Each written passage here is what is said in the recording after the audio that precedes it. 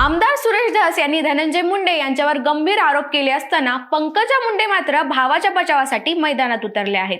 छत्रपती संभाजीनगर येथे घेतलेल्या पत्रकार परिषदेत पंकजा मुंडे यांनी सुरेश धस यांच्यावर जोरदार निशाणा साधत धस यांच्यामुळेच बीड जिल्ह्याची बदनामी झाली आहे असा थेट आरोप केला.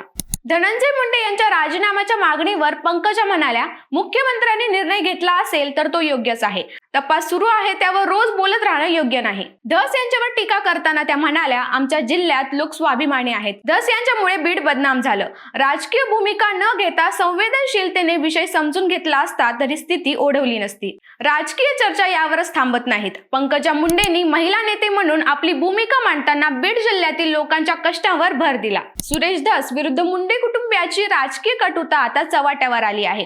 राजकीय आरोप प्रत्यारोपांच्या या खेळात बीड जिल्ह्याचा विषय अजून किती तापेल, धनंजय मुंडे यांच्या भवितव्यावर मुख्यमंत्री काय निर्णय घेणार याकडे संपूर्ण राज्याचं लक्ष आहे. या संदर्भातील आणखी अपडेटसाठी पाहत राहा सत्य पे सत्ता, म्हणजे थोडक्यात पण महत्वाचं. आणि आमच्या YouTube चॅनलला सबस्क्राईब करायला विसरू नका. अहो मला सारखा दम लागतोय हो. आज माझा अजिबातच मूड नाहीये. मला ना कसं तरी होतंय. माझ्या हातापायाला मुंग्या येतायत. माझं खूप डोकं दुखतंय आज. अहो माझ्या थायरॉइडच्या गोळ्या संपल्या आहेत. लवकर आणून द्या ना. या सगळ्या कुरकुरी आपण देखील रोज ऐकता का?